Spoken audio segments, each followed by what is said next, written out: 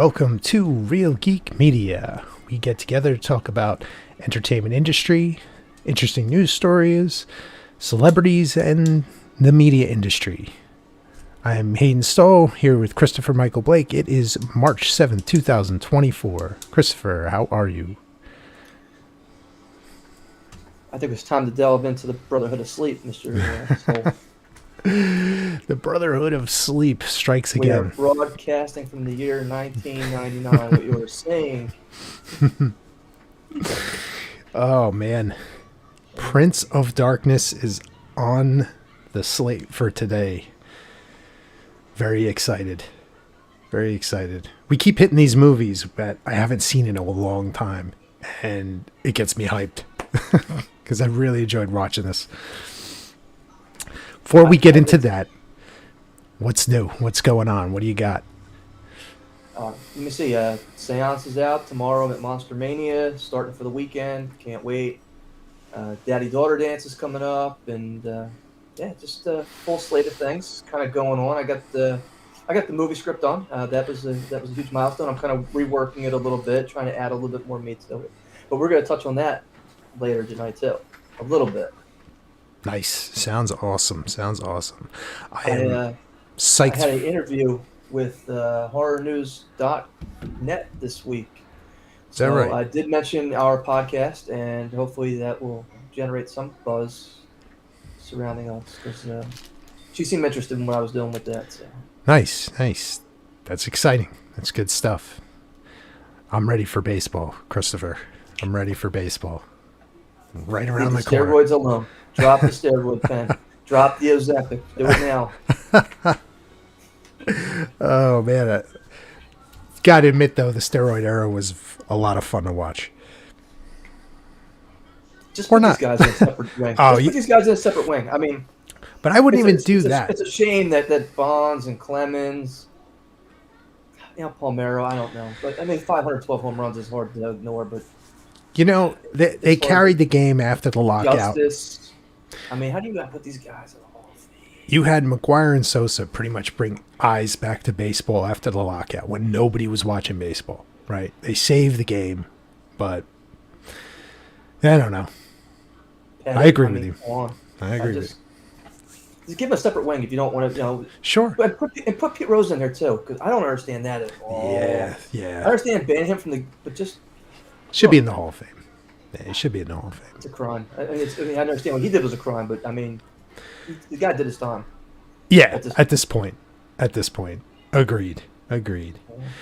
But we could go on about baseball, but we are here to talk about Prince of Darkness, John Carpenter's 1987 entry, part of his Apocalypse trilogy, if you will. With The Thing and In the Mouth of Madness, the other two movies. Both great movies, by the way. Both great movies. So what was it like for you watching this again?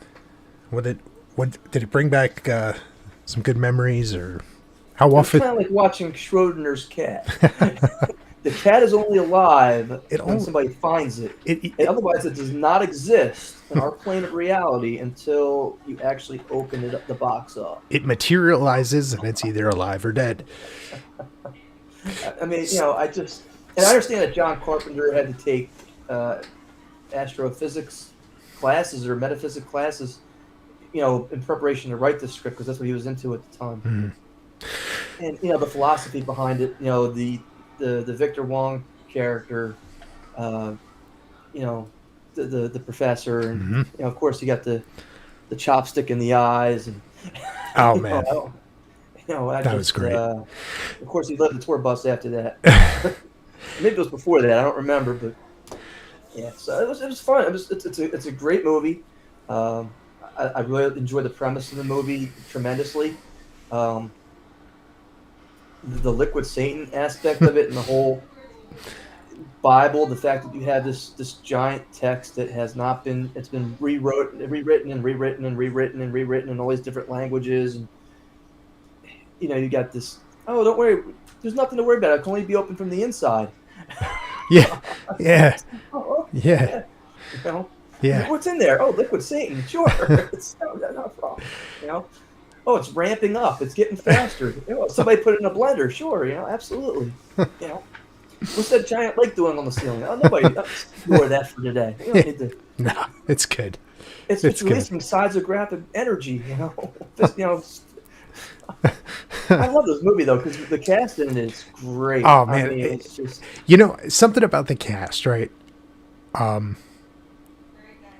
always found it interesting, like, and it hit me again, like watching it. It's a college class, and they're like, I feel like they're like 40-year-olds, but I don't think they're supposed to be. But I'm just seeing like all these adults that are taking this quantum physics class, and I was just you got the one guy.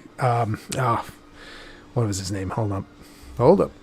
they talk about the guy. Jameson Parker as Brian Marsh with the mustache and the classic, 80s, early 80s look, and I'm like, this guy looks like he's 45, and I was like, wait a minute.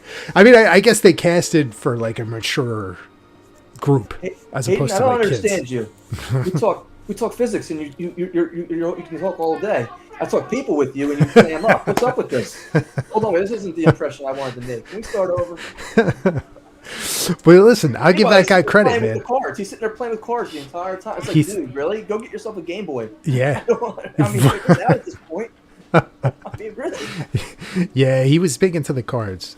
So, like, movie opens, and you got your typical Carpenter, because he does the score as well, right? So it's got the typical Carpenter thing, and it brings you right in. Like, if you're a Carpenter fan, you recognize it right away, and you're just kind of like the building score, all through the opening credits and everything. It's building up and kind of setting the tone for everything, and it really like it brings you in, and it's like, all right, this is interesting. What's going on here? Donald Pleasance is like the preacher. I believe that's the longest opening sequence of any movie at 12 minutes during opening credits. I was into the music. I was like, yeah, I'm like humming it along. The way that it rolls along, and mm-hmm. and of course, I think in the movie, I don't even recognize Lisa Blunt. I mean, she was unrecognizable to me. But this is coming off of the heels of Big Trouble in Little China, which went on to become a cult classic. Yes. But financially bombed at the box office, and they really didn't want to bankroll him for this next movie. And I mean, this movie made $15 million in the box office. I think it cost only $3 million to make, so it's definitely profitable. Oh yeah, and you could say, I mean, the setting is one building essentially for a big chunk of the movie. You have the school, you have a little bit at the Donald Pleasance's church at the beginning, and then you have the rundown church, and that's the setting. That's it. The parking lot. Forgot about the special effects.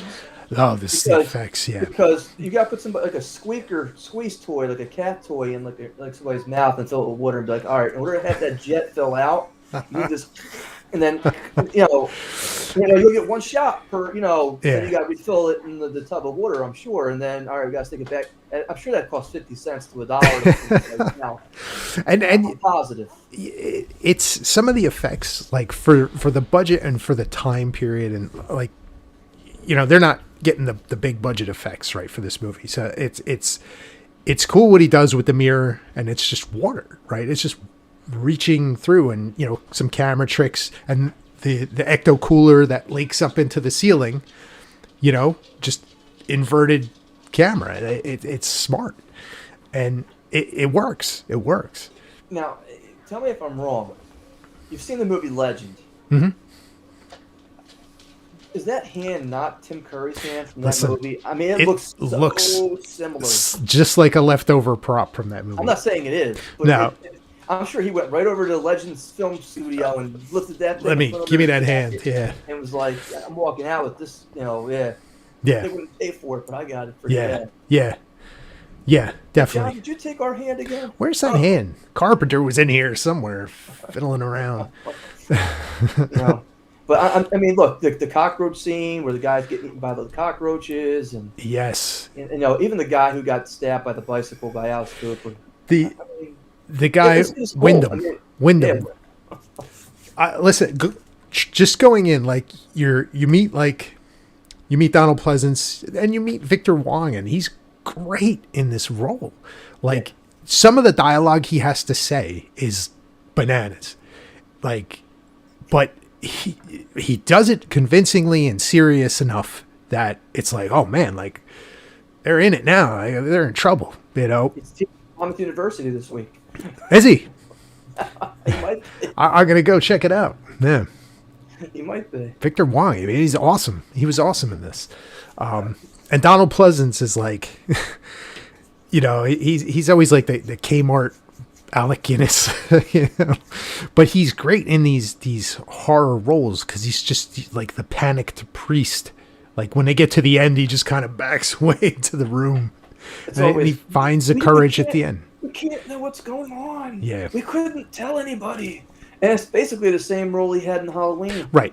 The world wasn't ready to know the pure evil existed behind the mask. I feel like I'm talking directly to Donald Pleasance. I'm channeling him. But tonight. That's the delivery. That's the exact delivery that he does, and it's good. I mean, the actors fully buy into the role, right? They fully commit to it. As cheesy as some of this may seem, like, you know, for you and I, it's like, oh, Carpenter. This is like, all right, you know, we're taking it serious either way. But like, you know, as an actor, you can look at this stuff and go, quantum this, quantum that, what? And there's green ecto cooler, like what? But all the actors commit, and even was it Calder, where he sticks the thing in his throat, and then he's laughing like maniacally. He has his own personality while he's possessed. Yeah.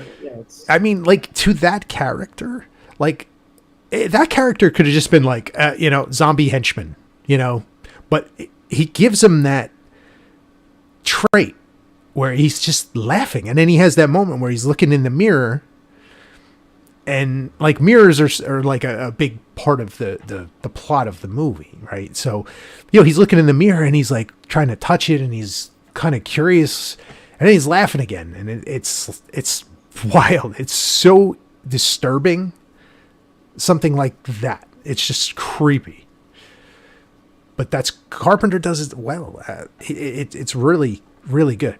So let's talk philosophy for a second here in terms of this movie. The beginning of the movie, you have this, you know, you're going to sleep at this church and you have a dream, and the figure in the doorway is not the same person who pops out at the end of the movie. Mm-hmm. It's not the Lisa Blunt character, right? Now, you know, the girlfriend, the one who sacrifices herself and throws herself into the pool of liquid of the mirror at the end. And she pops out at the end, and what's your interpretation of what that sequence means?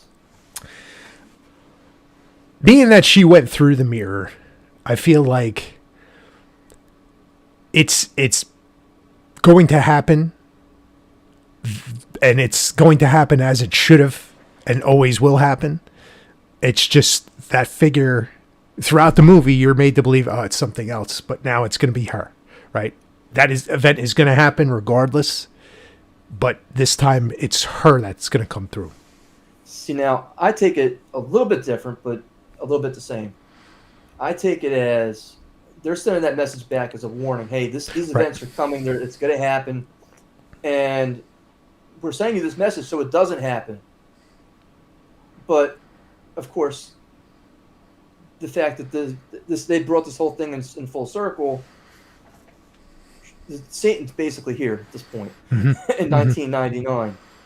You know, whether or not he's interfering with our elections is another story, but you know, he's basically here.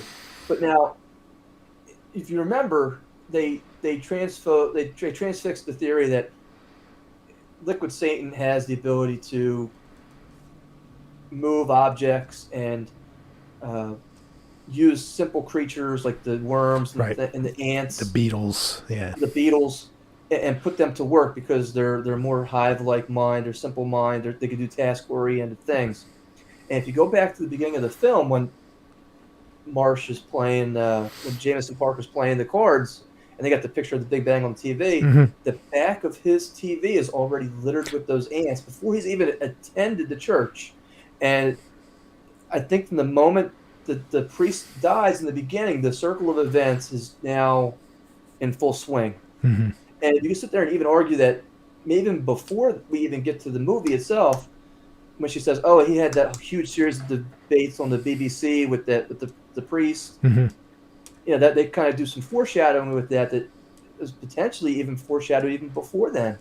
So the fact that Liquid Satan knew all this was going to happen, he knew he was going to be defeated in 1987 or 86 when the movie was filmed, but he knew he was going to come out on top on 99. Mm-hmm. And like a concept like that is very thought provoking in this kind of movie. I think this is why it's an underrated film, because it's got that deep of a message in there, and it really makes you think, because you could watch the movie and take it as one way, but you in discussing it with somebody that is like, nah, this is what that meant, this is what is happening. And like you just had mentioned there, it knew it was going to come at some point, right? Maybe not this time, but I'll be there at some point. It's going to happen. I'm coming through. And you could go and watch this movie with general moviegoer, and they're never going to get that out of this movie, right? They just maybe seeing some scares and some shocks and some gore and just, that was a cool horror movie. But there's a lot of deeper meaning in it.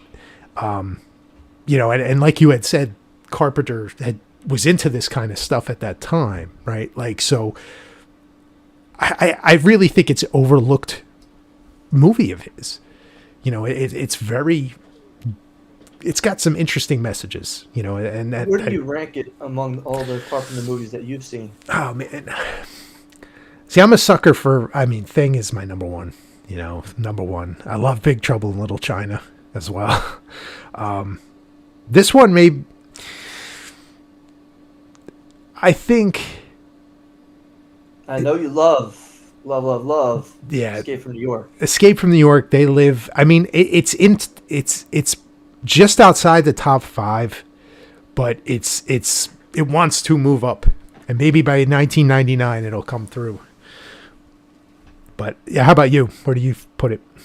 See, I watched this movie again last year, and I also watched In the Mouth of Madness. The Thing I watch annually. Yes.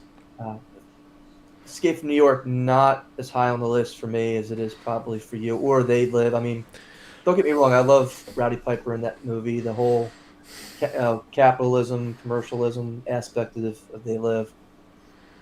Halloween, okay, I think they really watered it down with the sequels, and that probably really hurt the original. For me, it's top 3, top 4. Nice. Again, the things. I've watched it so many times; it's kind of gotten a little stale for me at this point. And I really enjoyed The Mouth of Madness. Mm-hmm. Going back and rewatching that, so maybe top 3 or 4. Nice. It's not bad. My problem is Jameson Parker in the movie. I really just don't get me wrong. He does a serviceable job, but I just like. And let me ask you another question: do you think they can make this movie today? No.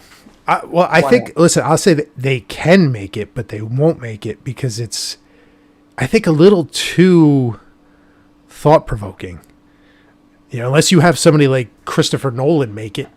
But I don't think you're going to have a general horror movie, because I don't think movies or shows, TV shows, are made to provoke thought, to make you talk about, what was that? You have... Christopher Nolan does that well. And outside of him, I don't know. But I don't think today's Hollywood or today's entertainment industry is looking for that. They're looking for the extremely dumbed down versions of everything. So I don't think this movie would be made today, or even attempted to be remade. I think that was it one time, and that's it. I think the Dennis Dunn character would be probably axed. All the jokes he's telling. He has some off-color comments. And don't get me wrong, that's exactly how people talk even today. Yeah. So the language hasn't changed from 35 years ago to today, or from 40 years ago to today. It's just that people are much more sensitive nowadays. You might hurt somebody's feelings, right? But that's exactly how people would talk. Let's face it. He walks in and he's trying to get with the other Asian woman in the movie, and she rejects him flat out. Yeah. So what's the natural defense? I gotta put a defense barrier up, a wall up, and I gotta come at you with a joke and try to hit you for you hitting me back. Yeah. For you not being interested. Well, that's what guys do. Yeah. That's exactly. Oh, you don't want to go out with me? Well, you must be, this, or you must be that, or this something must be wrong with you because don't you know I'm all that? She didn't have green eyes. Is that the same girl? No. I was gonna say. I don't think so. I don't think it is. No. I don't think so. That was the first thing that popped in my head. I was like, well, you don't have green eyes. But you got me going. You got me. So, yeah. That was pretty good. No, this is one of those things that I definitely enjoyed. Again, it's a different the backstory of the. How do you think the liquid Satan goes from, I don't know, say Iraq to California? Do you think it crossed the border? I mean, I don't know. I'm trying to figure that out still. Listen, I don't know. But like you said, it's locked from the inside. Okay, but he has the corrosion goes back 7 million years. That's impossible. We can only carbon date. Yeah, right. But there were no differential equations that were not invented yet. It's good stuff, man. It's good stuff. But no, I don't think he could remake this one today. It's just the subject matter alone is maybe too high, top shelf. For it's not dumbed down enough. It's a shame because it's still a wonderfully made movie in my opinion. It is. I agree. I think that the fact that Carpenter puts the homeless as the simple-minded organisms. All right, I thought that was a little bit far-fetched in the movie, but it's okay. It is what it is. I mean, he needed something to keep them inside. But you know what though, like it's got like social commentary with that, right? Like go think back to the 80s, right? And that was a general feeling of that, right? Like, oh, homeless, they just discard, and to have them as, the description, the bugs, the worms, all those things. And here's the homeless people doing the exact same thing, right? In conjunction with the Beatles and, they're like the drones for Satan and, liquid Satan. And, that's social commentary for the times. And, let's talk Alex Cooper real quick. If you're not familiar with him being in this movie, you just be like, is that Alice Cooper? Yeah. This is the only film I know him from, by the way. I've never seen him in anything else. I've never listened to any of his music. I'm not. I mean, he's been to some of the monster conventions and horror conventions that I've been to, for sure. I've never met the man. He's very, very popular. I can tell you that. Yeah. Big fan base. I mean, a lot of people when I was there at Oaks last year went to go see him and got guitars and everything else signed, and they were there specifically for him. Nice. And they waited hours online to go see him. So. Yeah. Huge cult following he has. I mean, very popular guy. I do love him in this role. Yes. I know the music's playing in the movies, but again, just for me, I don't know him. I'm not a fan. I apologize for that in advance.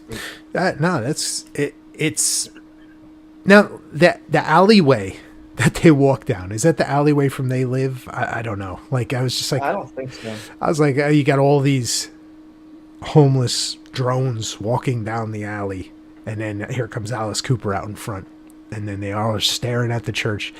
If you were in the church as part of the research team, right, like, and you're looking out the window and you're like, that's not normal. Now, do you think you kind of are trying to make your exit earlier, or what do you think? What would you do? I hate to say this, but I'd probably be like, oh no, we got to investigate this further. I hate to say that. I'm the guy who's still waiting inside. Like, oh yeah, hook that machine back up. We got to get this thing back up and running. I'll go down to the basement. Don't worry about it. Yeah, I got this. So just having like pictures of Dr. Lou bringing us down to the old church, And, listen, I need you to cancel your plans for the weekend. We're going to go out to the library and investigate some haunted activity. What was her name? The scientist, the one with the let me find it here. Which one? The one with the glasses? Have you seen Susan? Susan. Radiologist, glasses. Yeah, I'll go find her. Don't worry about it. Hold on. But they're all like, who? Every single one of them. Who? Yeah. Which one's Susan?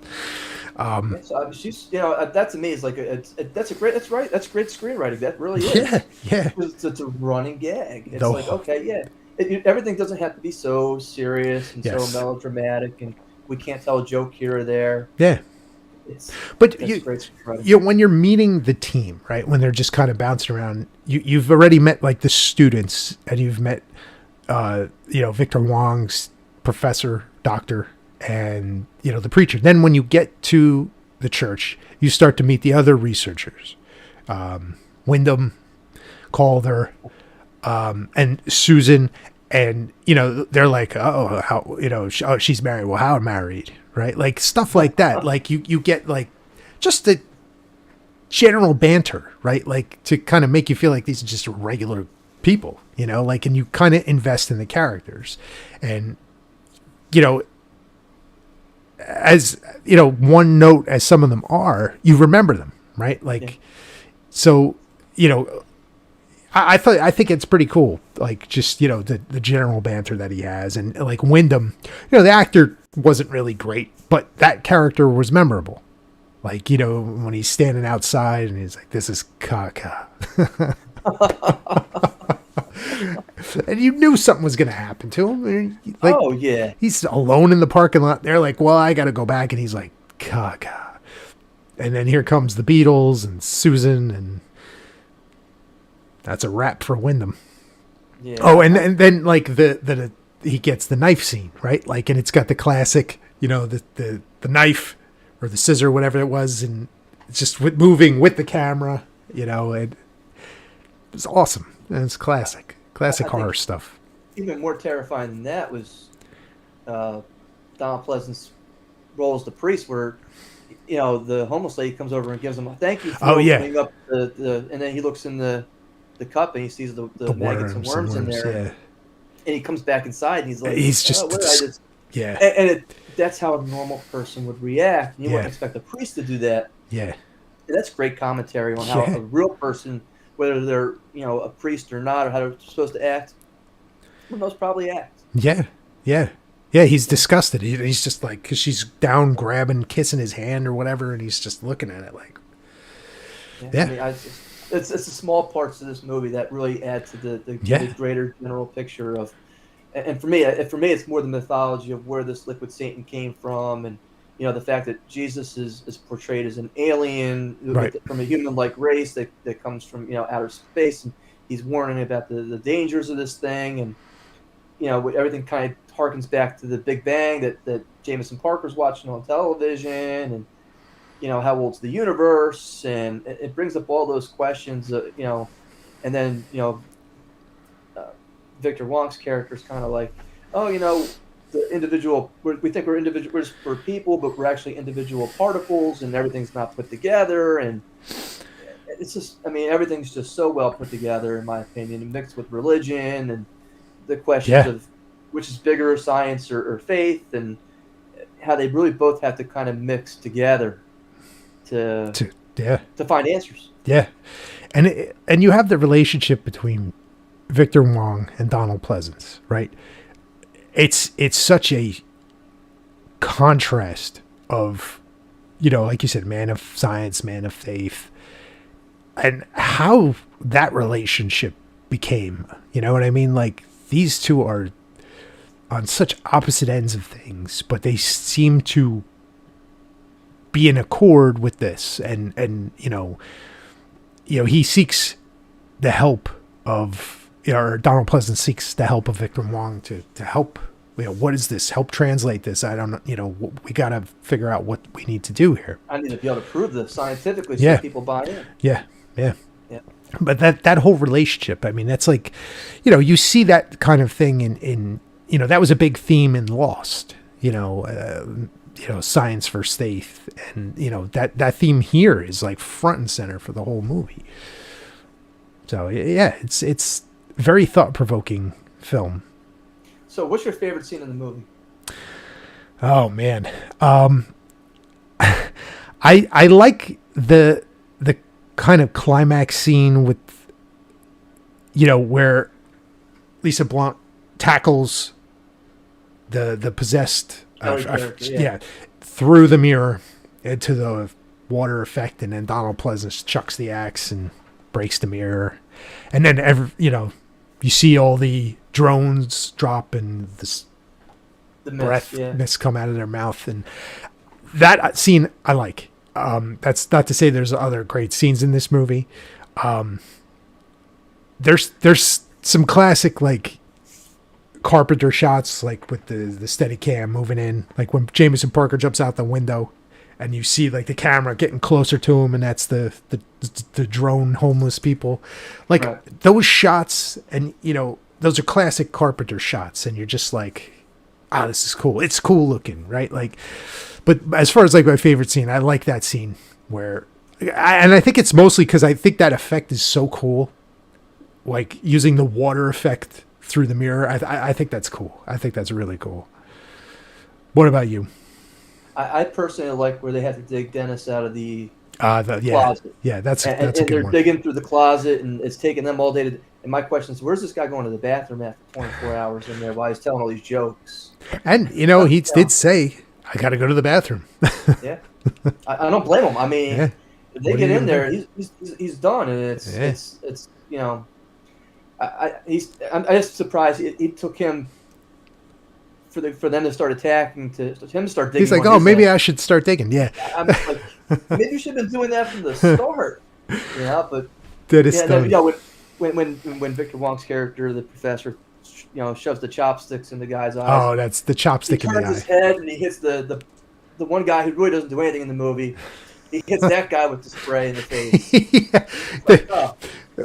I don't even know what that character's name was, that guy. I just looked. He's like not even. I mean, did he have a speaking role in the movie? He spoke like maybe once or twice, but he's in a bunch of scenes where he's just guy doing things. But he's not like a prominent guy. But he lasts through a good chunk of it. The token white guy. White guy. Yeah, it's like, all right, we think you're gonna make it to the helicopter, but you're not gonna make it though. If you opened up your wallet and said, "Hey, this is my fiance," I'm waiting for her to get back. You don't have blonde hair and a mustache, so listen, you're not gonna survive this film. It's funny because IMDb, looking this movie up, it said some of the goofs is that sometimes Jameson Parker's mustache is a little longer on one side than the other. Oh, geez. I didn't notice it. Yeah. But that's what they said. That's interesting. So now, I have one last commentary on this movie. What's the scariest part of this movie for you? Oh, scariest part. I mean, some of the stuff is eerie, right? Like the people that are just like blank. Once they get possessed and they're just standing still, that kind of stuff is eerie. Like if you were to see something like that, you're just like, what is that? I think the most, I don't know if it's scary, but like disgusting was the decomposing of, oh my God, you said it before, what her name, the one that was the, Kelly. yeah. Kelly. When she's decomposing and you see all the stages of it, like I think the scene where all the ecto coolers going into her face and her mouth was like Jesus, that's awful. And then like you see it's all built up in her, and then slowly it's going down and your whole body is starting to deteriorate, and that's just a disgusting effect that looks great. Like just it looks so gross, but scary. I don't know. I think the scariest part of this movie comes at the end, where they play the last transmission. It's the Lisa Blount character coming out of the church. Jameson Parker wakes up. Oh, he rubs his face. And he looks over. And there's Kelly, the Satan character. And then he wakes up again. And he walks over to the mirror. And he's not gonna. The mirror's not gonna budge for him. I mean, it shouldn't budge for him at all. But he puts his hand up as if It might. just might work. And then it fades out. Cut the black. Yep. And it leaves you to think, Yeah. what if it does work? What if? Because, well, I mean, that's and But again, see- that's what's, that's what the scary part of this thing is. Because again, going back to the beginning, where the answer behind the television, it's Yeah, and when they're reaching out, like it really gives you that effect of holy crap. I mean, is this really gonna happen? Is he gonna reach through it? And when I said like oh, I lost Christopher. We'll get him back in a second. But the that kind of effect is we're gonna get him right now. And there he is. Oh, I don't see him, but there he is. Okay. So like that kind of effect, when I was talking about Christopher Nolan before, right? Like that's the ending to Inception, right? That's the Inception ending, right? The top spinning. Is it going to topple over? Cut to black. It's the same thing, right? Like it leaves you thinking on the way out of the theater. Like, I have to finish watching that movie. I got like oh, I spoiled it for halfway you. through it. No. I'm not there, so I'm not. I didn't get that far into the movie, so I'm just. Yeah. Yeah. Again, I have to go back and watch. It's on my to-do list. It's just. But it's when I get that time. thought-provoking thing, right? Like you're not going into this movie, Prince of Darkness. It's gonna be horror. It's gonna be blood and gore. Not totally. You're gonna get some of that, but you're gonna think about it on the way out of the theater, getting into your car. You're gonna be like, huh, that was interesting, right? That's how it leaves you, and that's awesome. That's like it's very thought-provoking, which is such an underrated quality. So let me ask you a question.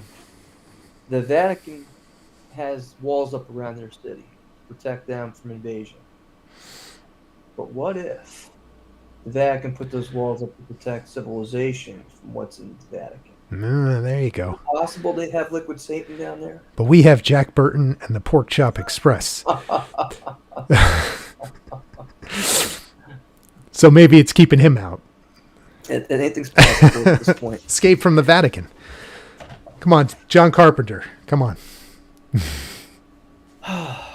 Let's go for the commercials. From Christopher Michael Blake, author of the novel Kate May Murders, comes his new book, Seance, book 1 of the Summer's End Witches series.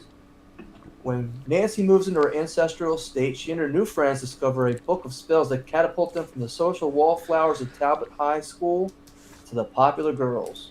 But not everybody's happy with Nancy's newfound popularity, and when the spell book is stolen, the whole town of Summer's End is threatened, leaving Nancy and her friends to risk their lives to save the town, while also running the risk of exposing themselves as witches.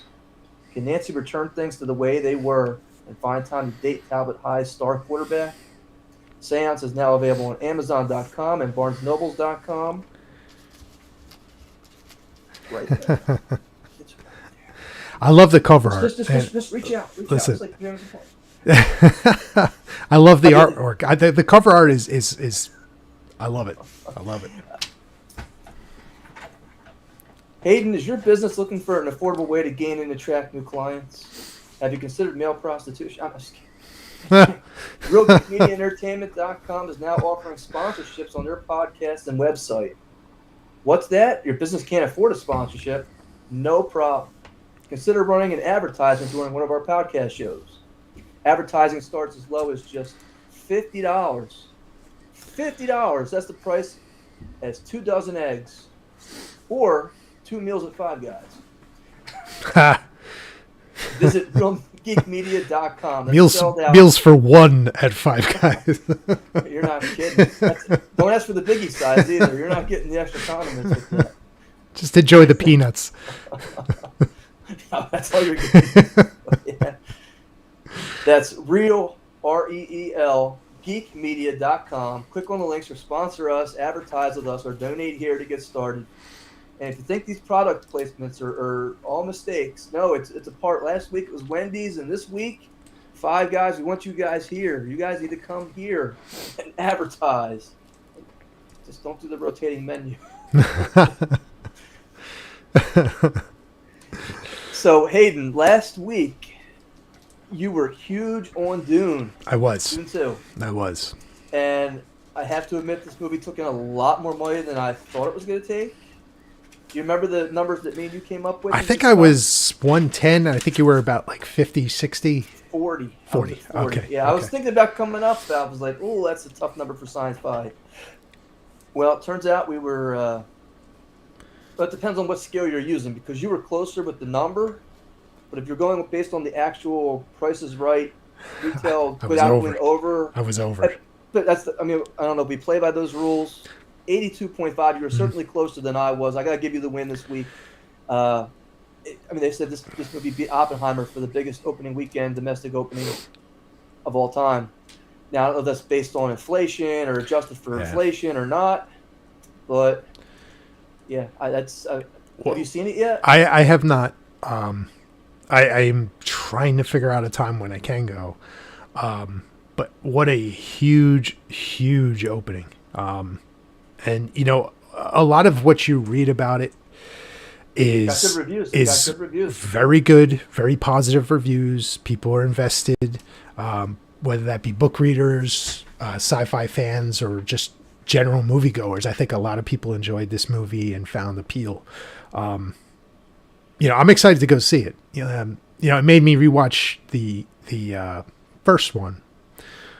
Did you like it any better the second time around? I think I enjoyed it better the second time around because I kind of knew that it just kind of ends, right? Like it just ends, and that was like end right, and that was it. I was just like, oh man, like I want more, but hold on, wait, Zendaya, end. That's it. Okay. So it leaves you wanting more. I'll say, like, there's things in it. It's a slow burn in spots. There's a lot of stuff going on in that movie, right? Like, so if you're like just kind of casually like, I just want to go see something, maybe that's not the one for you, but it's a good movie, right? Like, and I'm excited to see the second one. When I see it, I'll post a quick review. Let me know when you're going to go, and if I'm available, we'll go together. Yeah, I mean, like I said, I know my schedule's tight right now, but I'd love to go. I know next Thursday I'm going to see Kung Fu Panda 4. Yeah, I'm going for a late night film at the Marquee to go see Kung Fu Panda. Nice. That should be awesome. Those are my good little movies. One's very excited. Those are good movies. Great movies.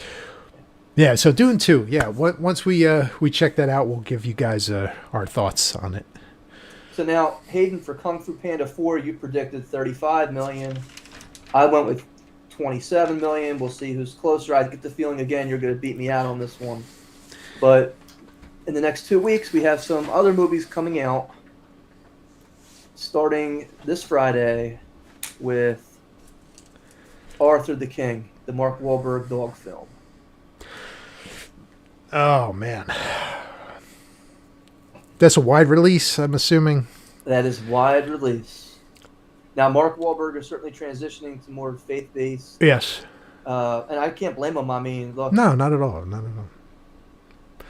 mean, you think of lower budget. He's a big star. He's bankable. The movie, based on the trailer, looks actually interesting. I would probably enjoy watching this with my daughter. I guess the premise for this thing is they're doing like some kind of like competition, right? Like a team relay or something to that effect, right? And the dog kind of follows his last one. He's old. He's beat up. Yeah. And the dog is the same. Now, people are going to find appeal. People like Mark Wahlberg, right? And like you said, bankable actor. The trailer does look interesting. It's out there against Dune and Kung Fu Panda. That's the trick, right? So I'm going to go. But you're talking second and third week at that point for some of these films. Yeah. But is it big enough to take a chunk out of Dune and Kung Fu Panda? Opening weekend for most films. Go. I'll go 20. That's a high number, I think. Yeah, I wouldn't think that high. I mean, that's just all right. All right, let me think about this. Let me think about my number first. Go ahead. Yeah, give me yours. And it's an odd number. I would say 9.1. 9.1. Okay. All right. Let me And go. the reason I say that is because, again, if I have young kids, am I going to see The Dog and Mark Wahlberg in kind of an adult type movie, or am I going to see Kung Fu Panda 4? Right. And if I don't have kids, am I going to see Dune, or am I going to see the family picture? Right.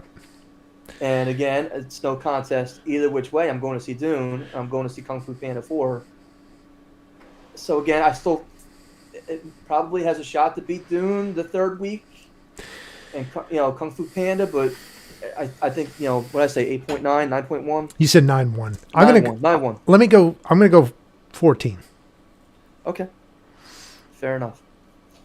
The following week, big release will probably last until I'm thinking at least June. Ghostbusters: Frozen Empire. Oh boy, Ghostbusters: Now, Frozen Empire. I have some serious reservations about this movie. I don't not intend to see this movie in the movie theater. If I get suckered into going to see this because my daughter wants to go see it, but the last one was so terrible in my opinion. I see. That's the thing, Chris. I didn't even have an interest to go see Afterlife. Like, it was not even like, oh man, Ghostbusters Afterlife. No. Save yourself the time. Yeah. It was, again, I like Paul Rudd as an actor. I wanted to see the Ghostbusters get back together. Yeah. I wanted to see the whole link to Harold Ramis's character Egon. Right. I wanted to see that in the farm and Zool and that whole brought back together because that got me excited. Okay, that's that. Hey, the trailer shows me the little Stay Puft guys, and Slimer's back in it, and then I get there and it's just the kids. Yeah. And I understand you're trying to transition, but when I'm sitting there looking at these kids and I'm saying I don't relate to these kids whatsoever. There is nothing that appeals to me with these kids. You literally have the Ghostbusters, the originals, who made the late night talk show circuit at the time. These kids didn't. It was them because people wanted to see them. They're in the movie for literally 2 minutes. Yeah. See, that gets that was like false advertising to me, and I was just it killed me. I don't. I'm not understanding the need to have. Oh, here we go. We're gonna make it kids, right? Like, okay, with Ant-Man, right? Paul Rudd's fine, right? Like the original Ghostbuster group, they're all comedians, right? Not Ernie Hudson, but the other ones were, right? But I'm okay. Paul Rudd, right? Sure, great, fine. But like the kids is what really just was like, I just don't want to. I have no desire. And the trailer for this one, really, I was like, I going based off of like the other one, and what you're saying was the main Ghostbusters only show up for like 2 minutes. Okay, they're in the trailer for Frozen Empire, right? I mean, is it going to be the same bait and switch? Are they going to get minimal time? Because that's what people want to see. Is Bill Murray, Dan Aykroyd, Ernie Hudson, right? That's what people want to see. Okay, people don't want to see, the kid from Stranger Things. They don't want to see them. I would argue that they don't even want to see them. Right, that's fair. They really want to see. I hate to say this because I still think he's a funny guy. I watch his show on History Channel. I really don't want to see overweight, needing Ozempic, Dan Aykroyd. I don't need to see that. No, I don't need to see Bill Murray today, who's now been socially ostracized, that he just shows up at weddings and goes around kissing people inappropriately. Yeah. I don't need to see that. Yeah. And it's a shell of what they were 30 years ago, in my opinion. The only one who's probably still normal is Ernie Hudson. Right. In my opinion. That's just me. I mean, yeah. Again, they were funny guys. I still watch the old Blues Blues Clues? No, not the Blues Clues. The Blues Brothers clips yes. on when I'm going through Instagram. And Dan Aykroyd and Jim Belushi are so amazing and I'm so talented and man, they don't have stuff like that today. I'm sitting there watching this stuff today and I'm like, don't get me wrong, I just finished the TV show The Outsider by Stephen King on Yes. HBO Max. Have you seen it? I've not seen it. I know you were talking about it last week when we were talking about shows we were watching. And I just finished watching it, and it's got the girl from True Blood in there. I forget her name, but she does an amazing job in this show. I mean, just a talented actress. Let me see if I can find her name real quick. Which one was she? The main character, Anna Paquin? No, not Anna Paquin. Yeah. Oh, man, True Blood. Here we go. She was the second, Rutina Wesley. Rutina Wesley. I know she's been in a whole bunch of different TV shows since then, but she does an amazing job in this show. She really carries the TV show, in my opinion. The writing and her really carried the TV show, in my opinion. Yeah. And it was just that well put together. And, man, just I wish I could write like that. I'm just like, wow, the concept and everything else that we were talking about just now. But I sit there and I look at that and I say to myself, okay, I would rather watch them in their prime doing this in a light revival of Stephen King than, okay, let's wheel up the guys in the geriatric outfits that probably don't fit anymore from 40 years ago. 2 minutes. Maybe that's just me. I could be wrong. But give me the number. Give me the number for Ghostbusters.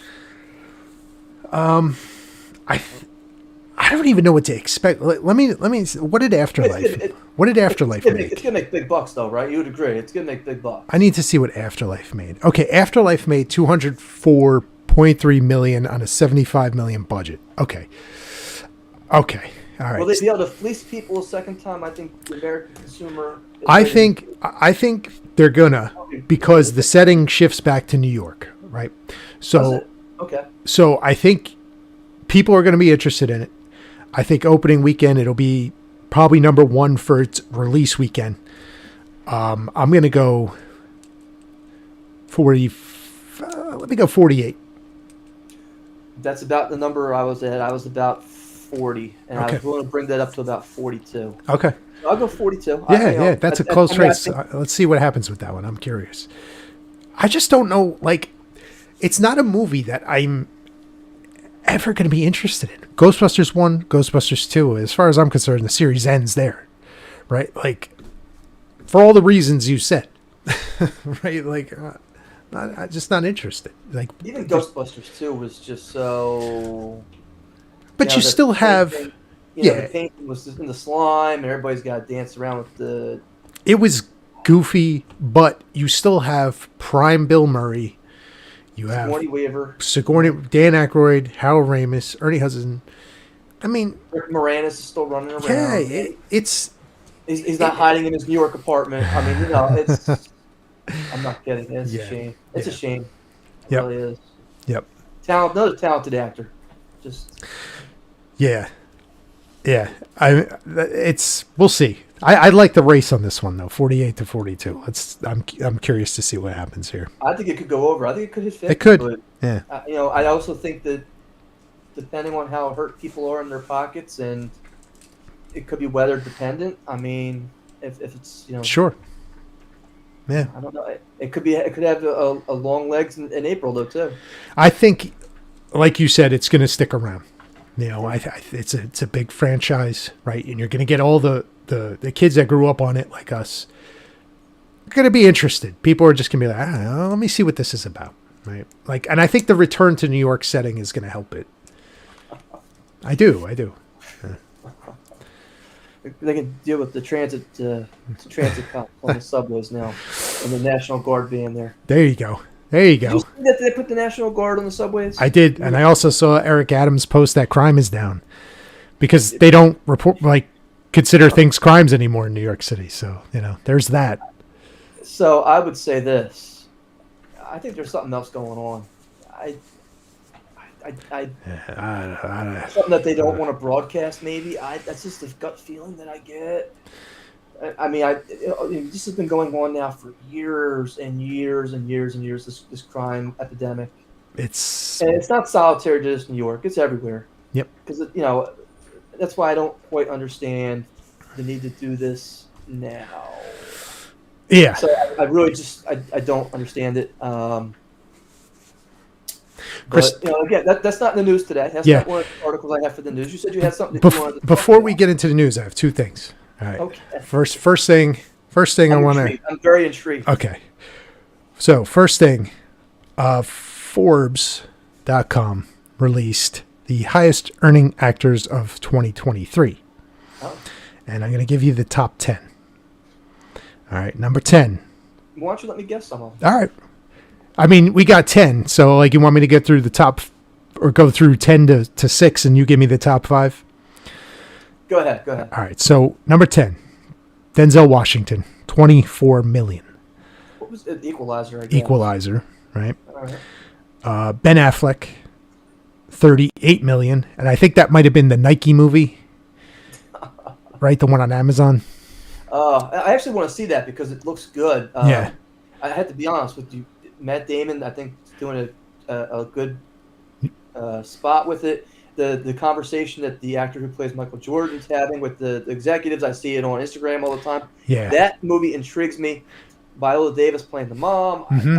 That's a movie I would watch. Yeah. And again, I actually just got Prime the other day because I got fleeced into it. I'm not kidding. I won't even tell you the horror stories I have with Amazon this week, trying to get my book here on time for the Monster Mania. But that's a movie I would watch. That to me is a movie I would spend my money to go watch in the theater because it intrigues me, and that's something that I'd be It's an interesting story. Yeah. I think it's directed by Ben Affleck as well. Number 8, The Beekeeper, Jason Statham. What? 41 million.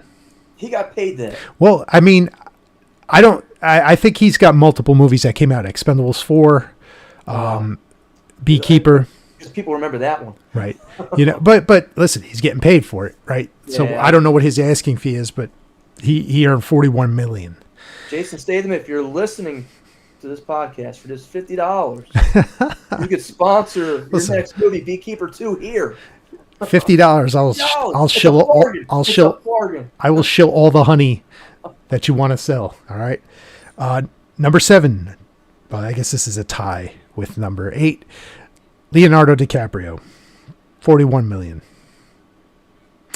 Number 6. This is a surprise to me. Jennifer Aniston, 42 million. I don't even know what she was in this past, or in 2023. And that's 10 through 6. You want to give me your guesses on 5, 4, 3, 2, 1? I gotta think Brad Pitt's up there somewhere. Okay. Is he? No. What? All right. How about Margot Robbie? Yes. Okay. She is in there. Number 2. I see. Okay. All right. With 59 million. Okay. All right. Timothy Chalamet. No. Really? Tom Holland. No. Really? Okay. You mentioned one of these actors already. Donald Pleasance? No. In speaking about another movie, you mentioned this actor. Oh, Paul Rudd. No. Oh, well, I'm telling you, this is rough over here. Man. Cillian Murphy. No. I'm trying to think what are the other big movies that came out this year were. Well, I'll give you one hint. Was in a movie with Margot Robbie. Who played Ken in that movie? It was Ryan Gosling. Yeah, him. Okay. He came in at number 5 with 43 million. I just want to say that they photoshopped his head on my body for that movie. So. That's fair. Some of those proceeds need to come this way. All right. Just letting you know. I Mailing address, Mojo Dojo. That's realgeekmedia.com, by the way. You're missing maybe the biggest movie star in the world right now. Schwarzenegger? No. It's not Brad Pitt who's the biggest movie star? Tom Cruise. Oh, yeah. The Mission Impossible movies. Number 3 is Tom Cruise, 45 million. How did I miss him? The one that I was trying to allude to with Matt Damon, number 4. Oh, you know 43. what? I really just totally didn't even think about him. Yeah. And number 1 is going to surprise you. Go ahead. Give it to me. Adam Sandler, $73 million. And I got to think it's part of his Netflix deal. Yeah, I was gonna say because he had the Netflix movie that came out. He's had so many Netflix movies that I got to think that's a big chunk of that. And Jennifer Aniston's in those movies too. That's right. She is. She is. So, I mean, don't get me wrong. The last one, I watched the first one. The first one wasn't terrible. The second one was like, I really can't believe I'm still watching this at this point. It was, even worse than Glass Onion. I haven't even seen any of them, and they take them for what they're worth. It's an hour and a half, an hour and 45 minutes. You might get a laugh or two, and they're trying to be funny. And I'd rather watch Billy Madison 2 or something. I mean, it just sure, yeah, I would be down for Billy Madison too. Yeah. Now, my second item, I just sent you a picture. Email on your phone. Oh boy! All right. Now there's the Crow reboot is coming out this year. I don't know if you were ever into watching the original back in 1994. And I was not a big fan of the movie. Okay. But, yeah, I understand Skarsgård. Yeah. So that's the picture of Skarsgård as the Crow. Yes. And I want to hear your thoughts on this. To me, it looks like Jared Leto's Joker. I know what Hollywood's trying to do, and I like Skarsgård as an actor. I think he's going to be good in the role. Now, I don't have a problem with him. I mean, it looks like he's certainly toning up for the movie. Yep. I think people would go see it. I really don't think it's a terrible move by Hollywood. I really don't. I mean, if you told me Brandon Lee was going to kill it as the Crow before his untimely death, I wouldn't have believed you. I thought he did a great job portraying his father in the movie. I forget the name of the movie. I loved him in that role, but he wasn't like a big breakout star until after his death. I honestly think like he was, the Crow really was gonna put him kind of on the map. Like a modest success. I say it's not modest. It's a pretty big success. It almost made $100 million on like a $25 million budget back in '94. That's pretty big, right? And it spawned so many sequels, and people found like a relation to this movie. And I think it had a good soundtrack. And back when soundtracks were a big thing in movies, not original scores. But I look at this image, and it's more of like, the Crow as a SoundCloud rapper versus like a grunge rocker. And I look at this and I'm like, all I think of is Jared Leto's Joker. And I don't know. I think visually it doesn't really, it looks just off. And that's not a comment on Bill Skarsgård's acting ability. I think he's going to be fine. It's just they're not doing him any favors with the look.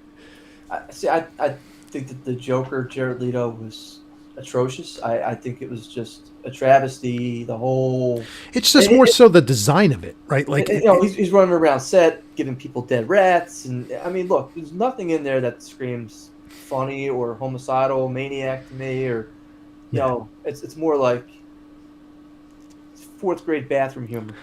That's what it reminds me of. Right. I have to run around and I'm going to try to make myself the center of attention and try to give people stories so they can go on television and tell us funny stories about me instead of just really actually delving into the character. Yeah. And yeah, it's a shame because I think Jared Leto I think that their new album I think it hit number 1 recently I believe. So his band's doing real well. He's not a terrible actor. He's not. He's a very talented guy. My issue is not so much with the acting as it is with the visual, what they were giving him. Okay, Joker's gonna have tattoos on his forehead, and he's not gonna wear a shirt, and he's gonna wear chains, and he's gonna have a grill. And the Five Nights at Freddy guy, and we're gonna go kill people in this bank. It's just visually questionable. Just a questionable choice. And this to me looks like the same thing. It's just a questionable choice.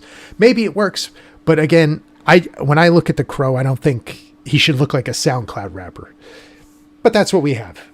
And it'll be interesting to see how that movie does. I'm curious. I don't think like the fans of the original are just probably not going to find the appeal, but They'll go see it though. They will go see it. I think the curiosity factor will get them. Especially if you get some good early reviews. Oh yeah, yeah, yep. Does it have a release date yet? It's this year. I'm not sure when it's. So probably late this year then. Yeah. Okay. Yep. So talking about sequels and remakes and reboots. Last time we spoke, it was what the hell's going on down in Arizona. Well, shifting this week to what the hell's going on down in Florida. Are you aware that there's a homeless problem in this country? Oh yeah. And are you aware that in Miami, in order to film Bad Boys 4, the Miami cops have to force the homeless off the streets so they can film certain scenes? That sounds normal for this day and age, yeah. Oh, so boy. one of the homeless people who was interviewed basically told them, the newspaper team, that, hey, while they were filling their bag with his belongings as the police looked on, they told us to move because we're too close to their set. They ain't one of these fancy people from the movie saying homeless people exist in Miami. And then you got the picture of Will Smith and there you go. And Martin Lawrence is like, what's that? I mean, at this point in their career, they should be captains, right? Like, oh man, Bad Boys 4. Apparently, it was on this day that the police decided to start enforcing the law that made it illegal for people to put tents up on city property. Convenient. Yeah. Exactly, yeah. Convenient. So, that's interesting. it was in a restricted area where no one other than those approved by the film crew could be in that area. I want to know what Dan Marino has to say about all this. Man. Laces out, Dan. Laces out. Laces out. Laces out. Oh, man. Here we go. But we've had Florida a couple times already. So Florida, you know. Here we go. This is a good one. Now, you've been to strip clubs, whether you want to admit it or not. You've taken me on a couple occasions. I recall. I'm going to talk about that. So. Have you ever had one of the strip club workers throw money at you? That's a hard no. So, have you ever refused to tip a dancer? Oh, probably. So, I don't remember or not. I got into the fight with the one lady behind the counter. Do you remember that? I do remember that. I do remember that. Yeah. So I'm not going to rehash that here for. I do remember one of our friends incorrectly gave a larger amount of money than he wanted to, and he kind of had to audit her when she came back around. Oh, is that right? And I was like, that's interesting. And, you know, now they're going through, I gave you a 10, you gave me a 20, I should have given you this, I should have given that. Now they're breaking change. There's only one person I'm aware who would do that. And, yep, you're right. You know. Was he spitting on her at the time he told me that?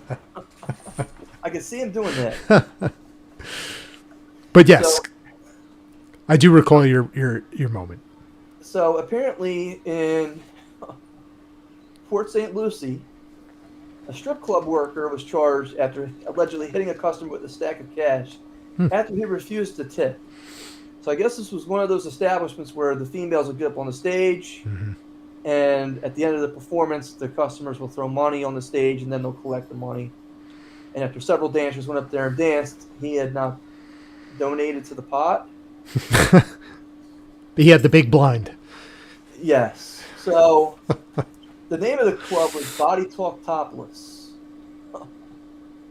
Leaves nothing to the imagination. Victoria Jones, 28, was charged with misdemeanor battery. Admittedly, she picked up a small stack of money and threw it at the customer. Oh boy! They have her picture here. There you go. You gotta think that's taking. You know, I mean, it's not like, hey, you go back and get dressed and. Oh no, that's yeah. Oh man. Dancers were upset he had not provided them any tips. So this is he didn't see any signs saying it was mandatory to tip. There you go. There you go. You can't have a seat unless you order the wings. That's basically it.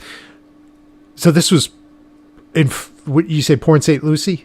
So apparently she got up and then slapped him twice and then spit on him.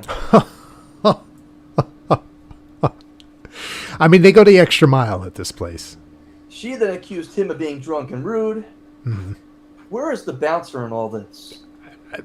They got their phone out, videotaping it. That's wild. So this man's just getting assaulted.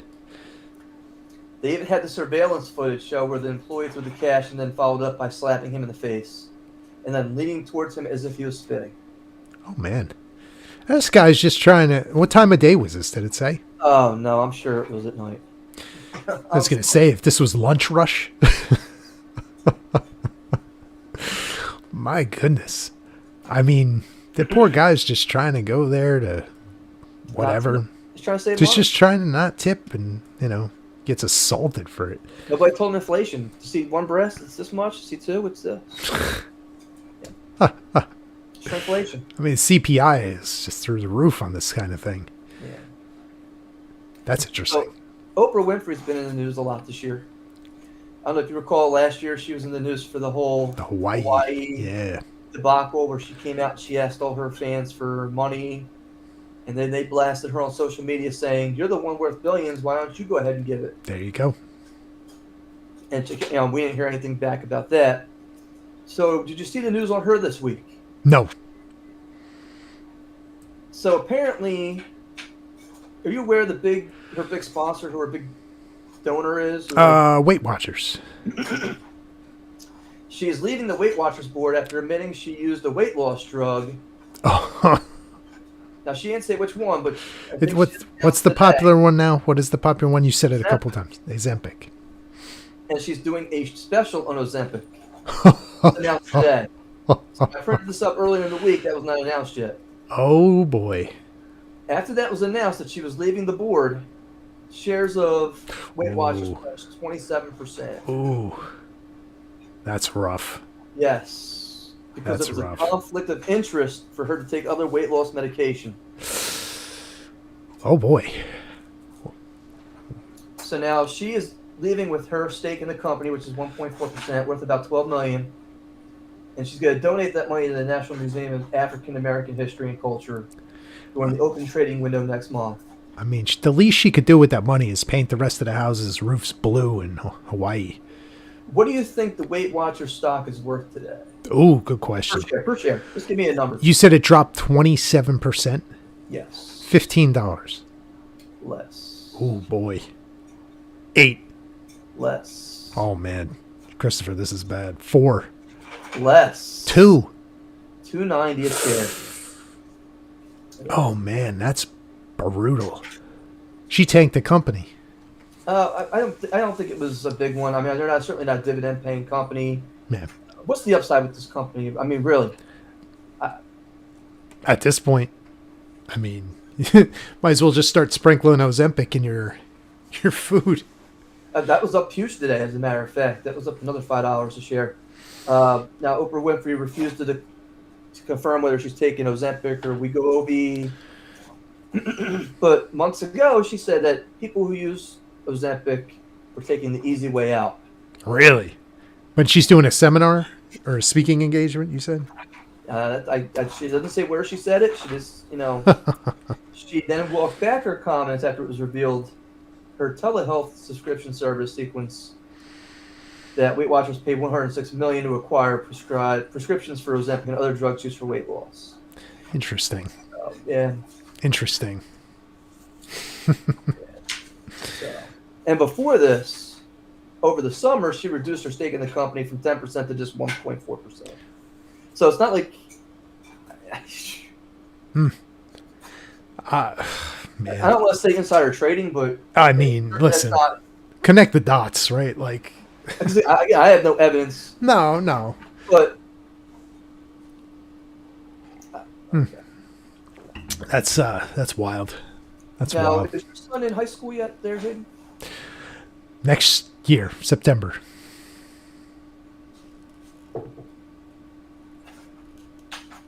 Now, we've covered some college classes. Now, this is high school. My next article comes from high school. And there are some people who do certain things for, I don't know, for volunteer purposes. So they're trying to raise money for special events to school, programs. So at one school in Deer Creek High, I'm trying to find out, in Oklahoma, they have video of students sucking and licking one another's toes. I saw at this. A fundraiser event. I saw this. These students are lying on their stomach on the gym floor, lapping up peanut butter off their pierced bare feet. Oh my God. Yeah. Now I have to ask you, what is the amount that you would do to degrade yourself? Again, you're not taking any of this money home. So it's not like you're going to take it home and, this is, I'm going to give it, so I can go buy a car or... What is your dollar amount to lick somebody's feet? Oh boy. I don't know if I could do that. I mean, I say that, but like if you're going to throw millions of dollars at me. So that's the starting number, right? I mean, millions of dollars. Yeah. Okay, so now, what if it was a very attractive female? I mean, the whole thought of a foot is disgusting to me. So like this whole thing is just, it's rough. It's rough. I mean, look, I mean, like we're not talking like the Quentin Tarantino's Salma Hayek from Dusk Till Dawn. I understand that, but the number comes down, right? I mean, you come from millions here to, maybe, depending on how she looks. Oh, I might man. be able to fit this into my schedule. Oh, man. I'm right? I mean, those students raised in Oklahoma. God, I don't even know. Like, you tell me how much. Administrators initially applauded the students for their involvement in It's a Wonderful Week of fundraising, which raised $152,830. Holy cow. But later apologized to the student body. The students, 9th through 12th grade, volunteered to participate in a plethora of class competitions that paid their peers to attend, including the toe-sucking tournament. Dear God. The tournament. It's like March Madness. Now, some of the funds went to a local coffee shop that employs special needs individuals. So there certainly was a good way to do it. Listen. However, I'm sorry, but look, you could auction off a Yeti cooler with alcohol to whatever. Buy $20 for a ticket. We'll do the drawing on such and such a date on social media. Ain't nobody needs to suck anybody's toes. All right? And you're still going to make money. So I have to ask you, you're going to be doing baseball fundraising soon. I have a jar of peanut butter over here. Oh my God. For it's $158,000, you can play on a lot of tournaments. Oh my God. I'll write you a check. But that's the thing. It's like, kid comes home from school, parents ask him, how was your day? And they got peanut butter stuck on the top of their mouth and they can't get the answer. I don't know, what's the matter? I didn't send you a peanut butter sandwich. The answer is nothing. Well, the answer is nothing. But then when you start seeing all the social media stuff, nothing turns into what? Hey, is this you? Who is that? Is that your teacher? No, that's a problem. But looking at that, right? Like as an educator, now, would you not stop and think twice and say, maybe this is not a good idea? I doubt he knew what was going on. But that's even worse. Oh, well, look, I'm just being straight with you. I don't think he cared. That's crazy. I mean, that's the kind of stuff that gets you fired. He's probably playing Minecraft in his office. Oh, you want to have a fundraiser? Absolutely. Oh, yeah, sure. Field trip. Yeah, knock yourself out. But that's like, it's... They're going to get hit with all kinds of stuff, like, coming out of this. some rules and violations and a whole bunch of new things for next year. I don't know. That's crazy to me. That's crazy. Because all the parent letters, you can't tell me one parent that found out is going to be like, oh, well, well, I guess it was for a good cause. Not one of the parents is going to say that. They're going to say, what? Why? What are you teaching my kid? Wait till the lawsuits happen. Oh, I can't wait. Well, we got to do a follow-up on that. Traumatized, and I'm yeah, of course. Yeah. Meanwhile, it was probably the kid's idea. But you're not wrong. But as an educator, where are you stepping in? And whatever teacher is supervising this or in the loop on it, saying this is not what we're doing. So I had a teacher. This is a true story. He had a hot jalapeno from his garden. The thing was nuclear hot. Right. Nuclear. One of my friends was harassing him. That's not that hot. I could eat this. You give me an A. I'll eat. Don't worry about it. I won't cry. I won't. He brought it in. Cut in half. Said, you eat that? I will give you the A. Oh, boy. But you can't cry. And there's no water for 5 minutes. Oh, boy. He put that thing in his mouth. Tears started coming down. He went to rub his eyes. Not realizing he had the jalapeno juice on his eye. Oh, my God. Oh, my God. Nowadays, you can't do things like this. No. Because that's your job. You're gone. Basically, yeah. Yeah. He went out and spit it out. He couldn't. Oh, he didn't last 30 seconds. Oh, yeah. He's at the water fountain taking water and putting it in his eyes. He got pepper sprayed, literally. Oh yeah. So, but you can't do stuff like that nowadays. Back then, it was like, oh, sure. Well, look, our kid's acting up. Go make them run around the track. Right, yeah. Yeah. We'll teach this. Don't worry, he ain't going to be acting up again. Nowadays, he goes out and runs a mile and he falls down. And, Oh, you're getting sued. Yeah. What are you doing harassing my son? Yeah, why are you signaling and targeting my child? Yep. So, have you seen? This is a favorite TV show of yours, The Sopranos.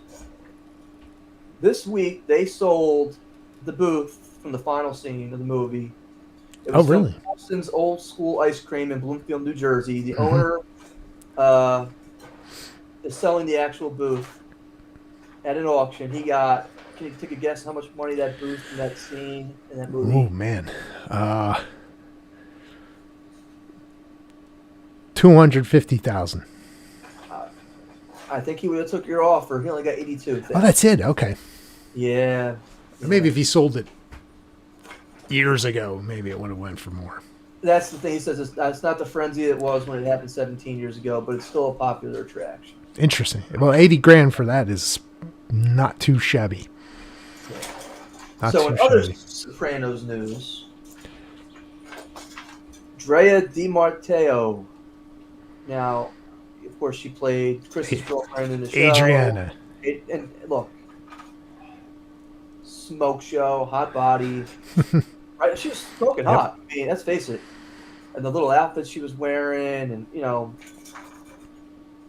she's 52 now. She credits OnlyFans for being able to pay off her mortgage in 5 minutes. I saw that. Yeah, I saw this story. That's wild. You saw her on OnlyFans, or you saw the story? I saw the story.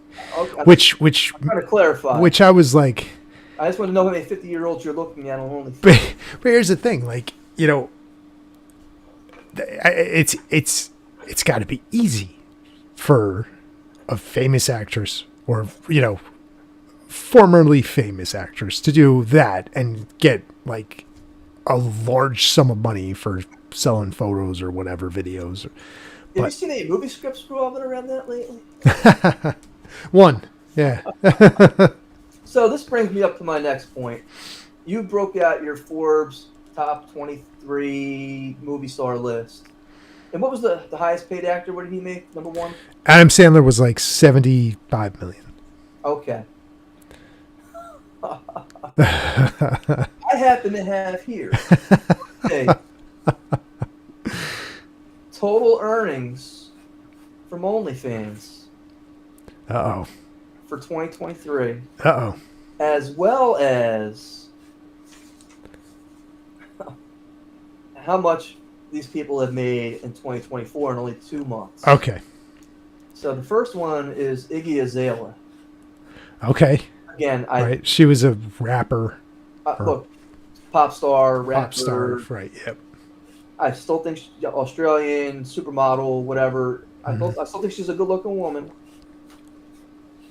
What do you think her total earnings on Oh, OnlyFans? God. For 2023? I'll just say total earnings. I won't say just 2023. Just total. Okay. Earnings. Total earnings. I couldn't even do that. I have no frame of reference. We'll say She was the top earner, by the way. she was the top earner. Okay. 20 million. Let's try 48. Wow. Now, where does that put her on the Forbes list? So let me pull out the list. Let's see. That would put her 48 would put her number 3. Wow. Look, I wasn't a fan of her doing this at first because I don't want to say her music career is basically over. I believe it is. That's just my personal opinion. I liked some of her early music, but Yeah. it's the same thing. Listen, it's over. She's not getting the partnerships with Britney Spears and the famous people nowadays who want to sing with her. Yeah. Again, she might go and do really well on tour, but I mean, I think her last album didn't do so well. Number 2 on the list was Cardi B. Really? 45 million. That puts her tied for 3rd with Tom Cruise. And she had to chop a helicopter. No. Black China made 35 million. Okay. Bella Thorne 32. Good Lord. Tyga made 20 million. Chris Brown 15. DJ Khalid and Fat Joe 4 million. Not all these people are doing porn and showing pictures. Some of them are doing inspirational messages and stuff. That's what they want. Remember, the conversation revolved around, can they do porn on OnlyFans? Remember? Right. And we weren't sure. And I went and looked up the answer because this is a very important topic to me. And I did the research this. So OnlyFans in 2021 actually banned porn from their site. You can't do porn anymore. That lasted 6 days. They said, we can't, we're going to lose too much money. We can't. No. Oh, yeah, no. So that lasted 6 days. And they said they had an epiphany and went, what are we doing? This is a message from the year 1999. The Brotherhood of Sleep says, reverse that decision. Quick. Yeah. They had a very powerful spot in the Vatican. So here we go. In 2024, the top 17, I don't know all these people, but some of the names still kind of ring a bell, so I'll read you some of them. Iggy Azalea, 2024 so far, she has made 9.2 million. Just in 2020. Now think about that. That's outrageous. That's insane. Coco Austin, I don't know who that is. I'm assuming that's Ice-T's wife, maybe? Okay. That might be, right? Interesting. I think that's her name, right? Okay. Yeah, I think so. Mia Khalifa, the adult porn star, 6.4. Denise Richards at number 7 was 2 million. Now again, she is a far cry from her Wild Things days. I mean, when she was amazing with the Noxema Girl and all that stuff, and you know, Starship Troopers. Yep. All those big movies that she was making. It was before Charlie Sheen, obviously. And don't get me wrong, for a 50-year-old woman, she still looks attractive, but you know, I couldn't find on here Carmen Electra. I couldn't find her. So she was not like on that list. But after Denise Richards, it really falls off to like 1.9, 1.2, and then we start getting into like 100,000, 240,000. But you know, like people like Amaroth, they're on there. They're making buku bucks a month. And I'm just sitting here thinking, we need to do peanut butter challenge only. That's what I'm thinking at this point. And I don't know what we could charge for a subscription Oh that month, man. but I gotta think there's a market for this. And I think there's look, look, $50 is too low at that point. We need Right. to look. There's a separate tier for that, Right. Right. and if you can hit that number, I don't know if you're licking my toes or yours, but that's something that has to be discussed at this point. That's life altering money at this point for us. Listen, you're not kidding. Like the money is like insane. It's insane. And if you take, what'd you say, the top earnings was 9 million For just for 24. just for 20 so far. So it's just turned to March. Now factor that across 12 months. That's a lot of money. And you're not even talking like, hey, this is graphic stuff. I'm sure she's showing her vagina. I'm sure she's showing her breasts. I'm sure she's in different skimpy outfits. But at 25, I believe it was $25 a month, her subscription rate. Right. Iggy Azalea. Right. Cardi B is only $5 a month. Right. Now I know that they have specials and deals all the time. Don't ask me how I know that, 'cause I don't have a subscription but I do check up on these things. It's a good guess. Well, and they'll have subscriptions. Oh, yeah, you 40% off this. If you subscribe now, but it also depends on what the level of content that these people are putting out.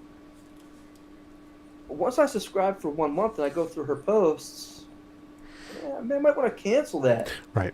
But I think that people are so lazy; they just leave it in place. They're just like, Auto pay. and that's the problem. And I think that's really that's.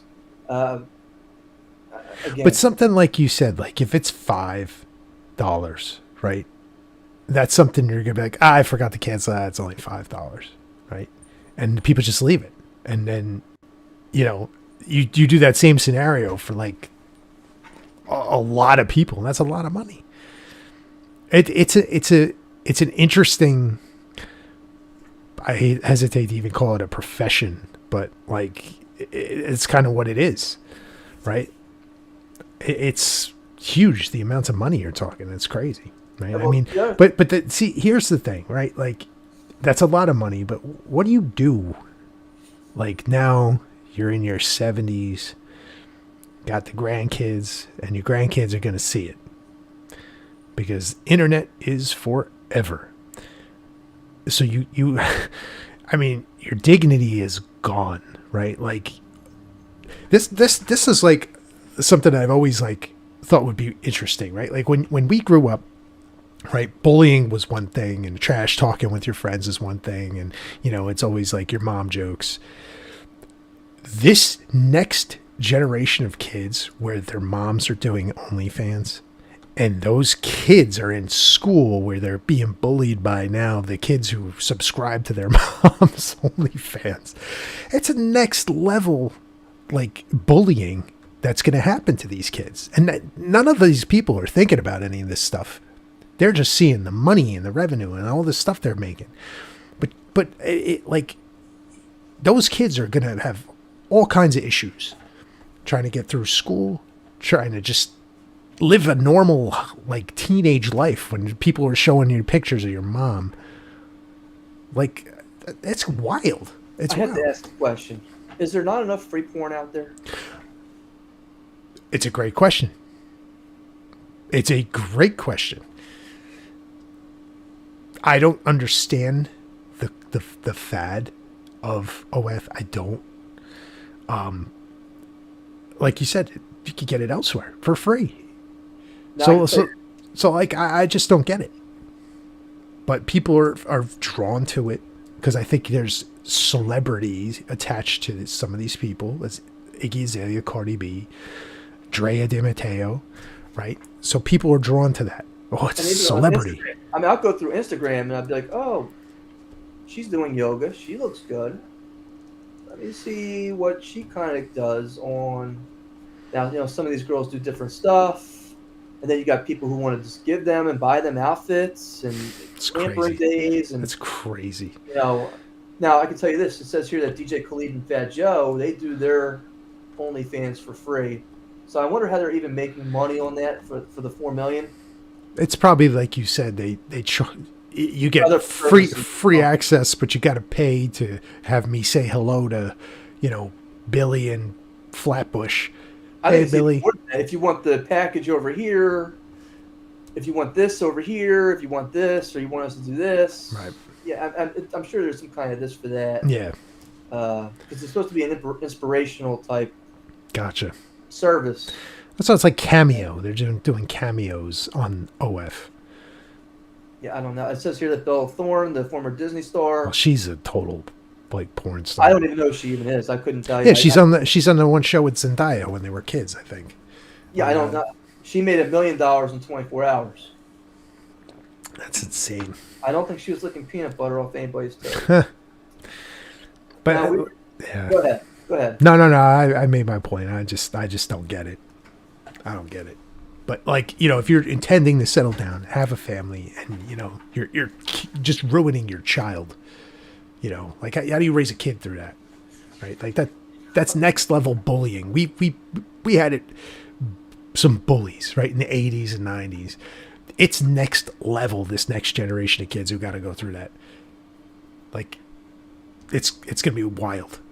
Cuz that generation's right on deck. We're back to Florida again. Yes. This is their third one for the day. We're almost done, though. We're almost done. How many bugs are too many bugs up your nose? One is too many. A Florida man is breathing easier now that 150 live bugs have been removed from his nose. The patient went to the hospital earlier this month, noticing his whole face felt like it was on fire. Although he first started having these experiences back in October. 1999? And it's possible. Okay. I couldn't even go to the bathroom and my nose started to bleed. The man visited the Florida Memorial Hospital in Jacksonville, consulted with an ear, nose, and throat specialist, who was shocked when he looked inside the man's nose with a camera. He saw dozens and dozens of bugs feeding on his nose inside his cavity, some as big as the end of his pinky. What kind of bugs? Well, we're going to get there. I don't know. Oh, boy. I don't know what kind of bug yet. We'll see what the Oh, here we go. Okay, it does say here. Oh, boy. Oh, dear. I knew he was in big trouble. I didn't realize it. This is what the doctor says. I knew he was in big trouble. Great diagnosis, Doc. Thanks. Yep, you're in trouble, sir. There was an erosion that was occurring near the skull base in a very close proximity to his eye and brain. Brain bugs. So how would you get these bugs out? Oh, man. It's the scene from Total Recall where he puts the thing up and he pulls the probe out through his nose. So he tries to do that.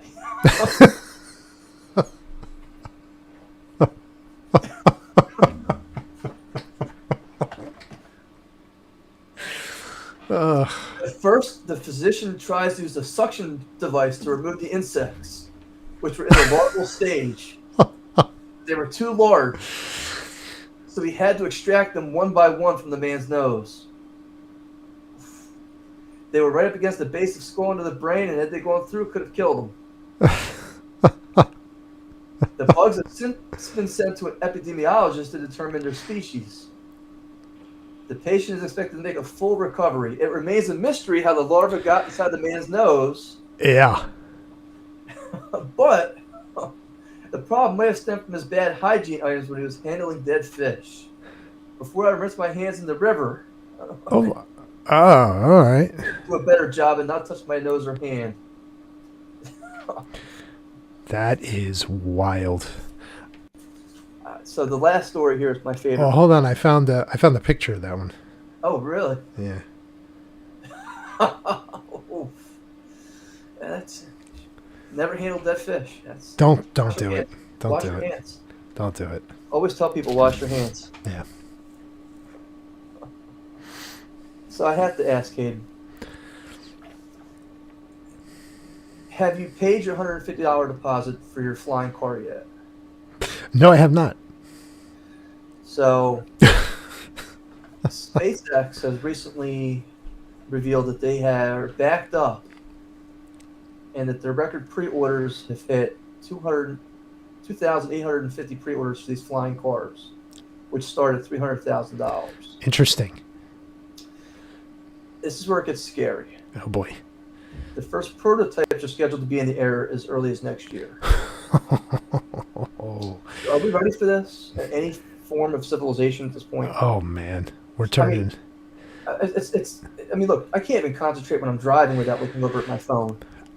You got above me. Yeah, we're gonna put people as like amateur pilots on the road, in the air, hitting power lines. Yeah, that's not a good idea. The 850-pound two-seat car, first unveiled at the Detroit Auto Show last year, is an electrical vertical takeoff and landing vehicle, EVOL, capable of reaching 110 miles per hour in the air, but only 35 miles on the ground. Can you imagine if the air function is not working and you're driving your car? It's like being behind a tractor. I mean, it's even worse. Yeah. It's even worse. Oh boy. Customers can put down a fully refundable $150 deposit for the vehicle. $150. You could be on the wait list today. Yeah. $150 to pay $300,000. And to show you how corrupt the government is, last year the Federal Aviation Administration granted the Model A special airworthiness certification, allowing the company to fly the car in limited locations. Where are these locations at? Yeah. Are there signs for these? I mean, traffic lights? Are there? Nope. I mean, I haven't seen them. I don't even see the charging things for electric cars. They're out there. I've seen a few, but they're few and far between. Some of them don't work, and and people were parking the regular car in front of there.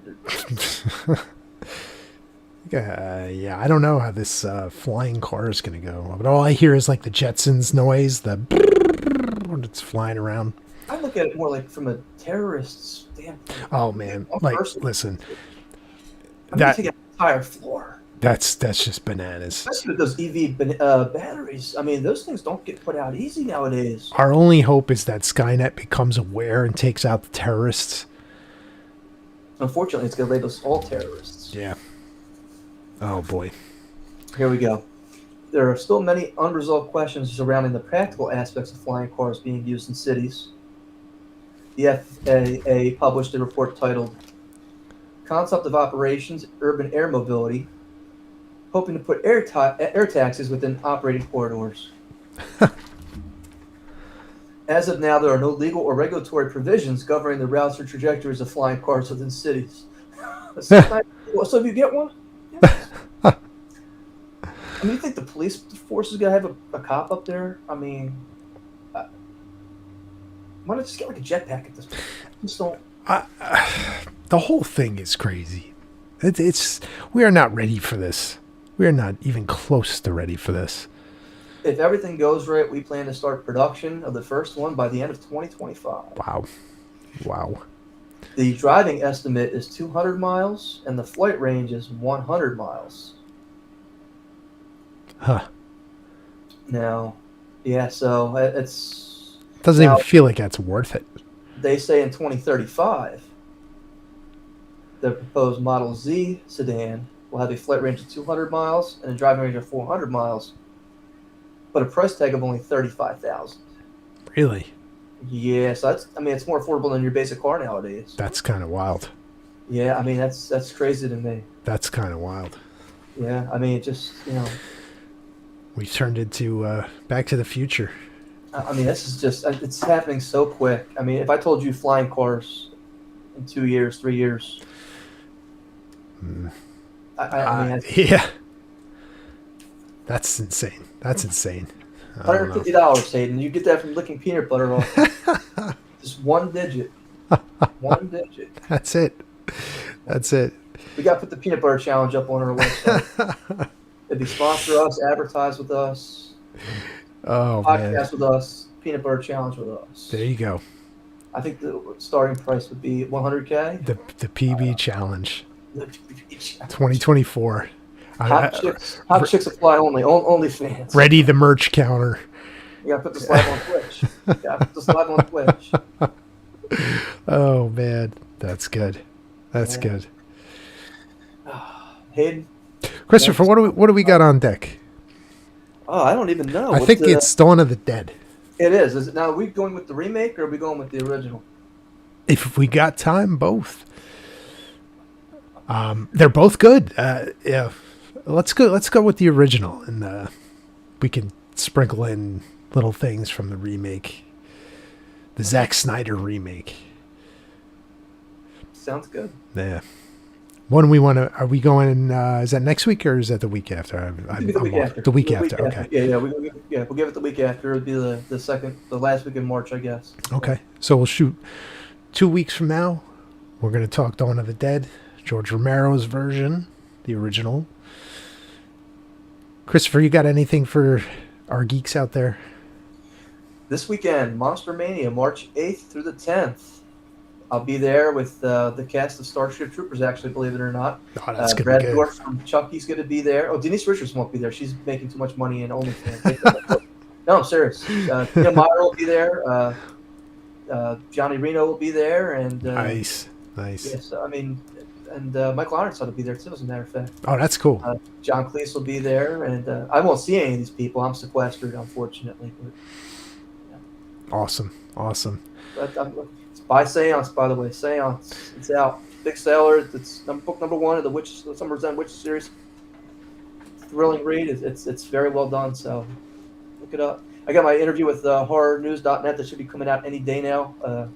So I'm looking forward to that as well. Yeah, let us know when that comes out. Let us know. I got some other big projects coming up too. I got some stuff in the can coming up too. Awesome. Until then, we'll see you geeks in 2 weeks.